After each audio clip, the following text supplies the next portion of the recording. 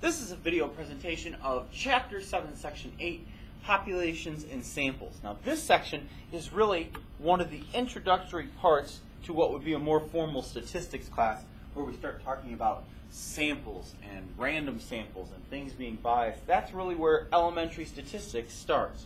We're just going to hit the very surface of it though with this section. So in this section we're asked to compare and analyze sampling methods.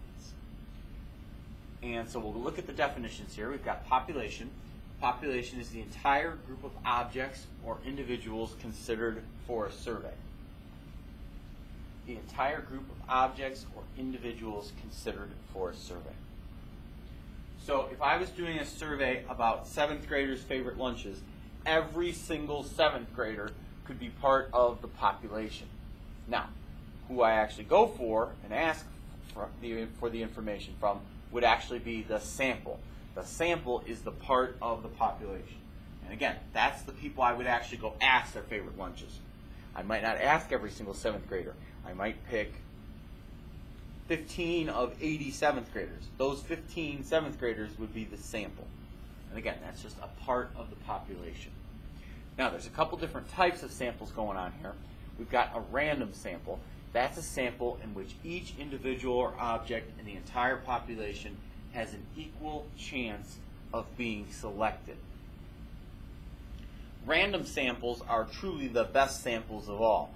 I'm not saying there aren't other ones. There are other ones that work, but they may not always be the best sample. The random sample is the best sample. So for instance, if we're using the idea I just gave out of talking to this 80 7th graders about their favorite lunches, let's say I put all 80 students' names in a hat and then drew out 15 of them. Those 15 that I pull out, those would be a random sample. Whereas if I just went and asked 15 of my friends, that would be what they call a convenience sample. A convenience sample is a sample in which each individual or object in the entire population is picked based on being readily available. So if you just went and asked your friends, 15 of your friends, let's say, to stick with the example we've been using, what their favorite lunches are, yes, that is a sample, but it's what they call a convenience sample. All right? But the problem with a convenience sample is it usually tends to favor somehow one opinion, one idea, one category. For instance, if I was talking to a bunch of Democrats about how they support Barack Obama, that's probably going to be somewhat of a convenience sample, right? Because if I'm a Democrat and I'm asking other Democrats, chances are there are people that are around me that I know that I might agree with, right? That's convenience, right? Whereas if I went and just asked 50 people on the street what they thought, that would have a better chance of being random because they may not be Democrats. They could be Republicans, they could be independents or whatever. Now that same idea I just gave there also helps me tie into the idea of a bias sample. That's a sample that does not fairly represent the population. So in this case, that idea of just going and asking a bunch of Democrats what they think about another Democrat, that's going to be heavily biased. Same thing if I went the other way. If I went and asked a bunch of Republicans what they thought about the Democrat, most of them are probably not going to have anything good to say about that person because they're of different political parties. That's biased. Right? You have to represent everybody, and randomness, or somehow they're going to indicate randomly in the question, is going to be what you're looking for to produce the best possible sample.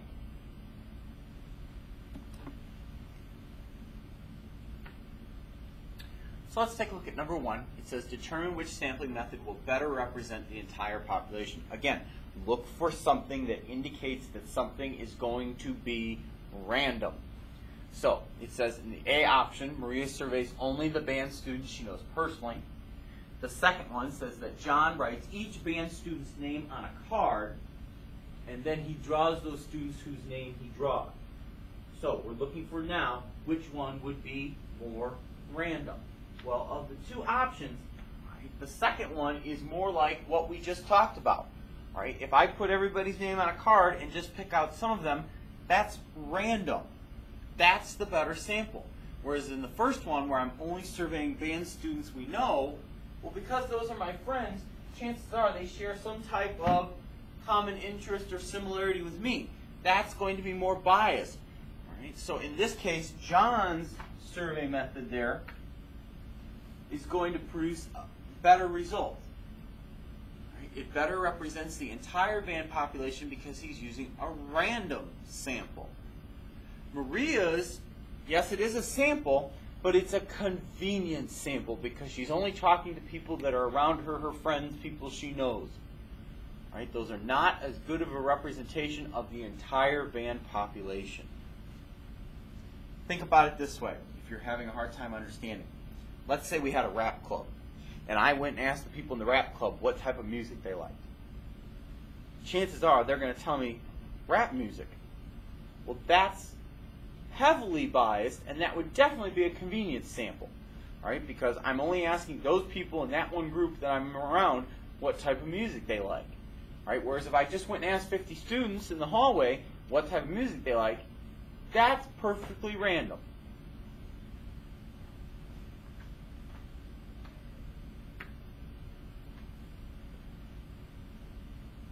Okay, determine whether the sample may be biased and explain. The mayor surveys 100 supporters at a rally about the most important issues to be addressed by the city council. Well, because he's only talking to supporters, that's very heavily biased. Because chances are, if they're supporters, they agree with him, they think like he does. Right? That's not random. That's definitely a convenience sample, and it's very heavily biased. Right? Whereas in the B example, it says the principal sends out questionnaires to all of the students to find out what kind of music the students prefer at dances. Now that one is not biased. It is random because everybody has a chance to respond. Now it's not the same type of random idea as pulling the names out of a hat, but in this case it qualifies.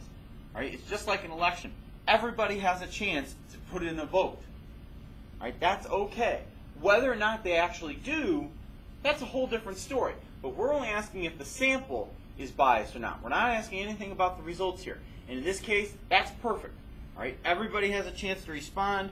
Everybody's being represented there. Random, not biased.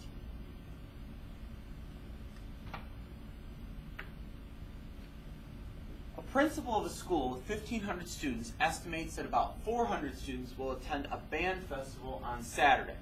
A random sample of 25 students showed that 6 of them will attend. Determine whether the principal's estimate is likely to be accurate. So one of the key pieces of information comes from this third line. They did a little survey and found out that in my little survey here, that of 25 total people, 6 of them are likely to attend. They want us to now bubble that figure up to represent the entire school that has a total population of 1,500. Well, look at the fraction I just wrote. Notice I wrote total on the bottom. But remember, that was just the total for the sample. Now I'm going to bubble that up to represent the total of the entire school, the total population of the entire school.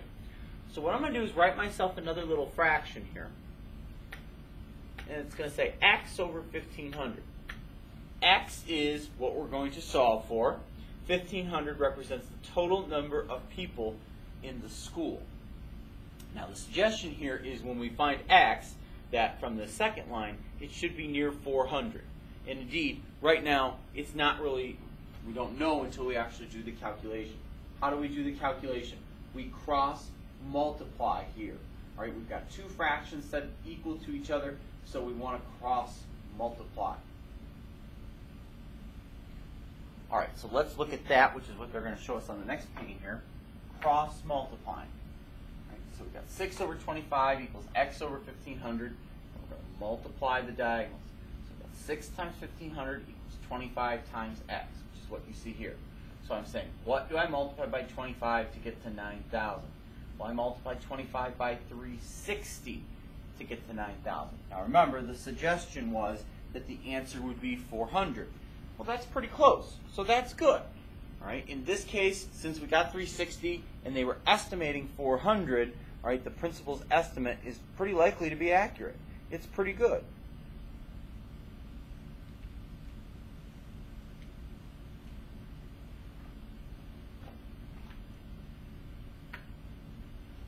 Okay, so let's wrap this up with the check it out examples. Number 1 says Pedro, we're determining whether the sample is which one better represents the population. And the first option there says Pedro surveys the offense on his football team on who was the team's MVP, while the second option says that Chad surveys 5 players from the offense and 5 from the defense on who was the team's MVP. Well, take a look at Pedro's. If we only ask people on the offense, what's likely to happen? The answer is probably likely to be somebody on the offense. All right, if we go back to the examples we were using earlier about politics, if I ask a Democrat for the answer, chances are they're going to give me something that's in line with Democratic policy. Same thing here. If I ask a person on the offense what they think, chances are the answer is going to be about something on the offense. So in this case, that's not very random, not at all. Whereas on the second option there, because Chad is asking people from the offense and the defense and an equal number, all right, then everybody's got a shot. So in this case, Chad's method produces results that better represent the population because he's using a random sample. Let's practice what we practiced in the previous example here coming up in number 3. But let's first take a look at number 2. The owner of a record shop surveys only customers over the age of 18 who shop at a store, and we're supposed to figure out if that sample is biased. Yes, that sample is absolutely biased because he's leaving out everybody that's under that age. All right. If he was asking everybody that walked in the store, he'd be okay. If he just picked a pattern, like he asked every second person that walked in the store, or every other person, or every third person, however you want to say it, whichever number you want to go with, that would then be random. All right. But in this case, because he's leaving out that whole under 18 set, that is biased, not random at all. Okay, as I said a moment ago, we're going to practice what we practiced earlier there with the cross multiplication in number 3. It says the owner of a large chain restaurant with 1,200 employees estimates that about 250 will ask for winter vacation. A random sample of 40 employees showed that 8 of them will ask for time off. Determine whether the owner's estimate is likely to be accurate.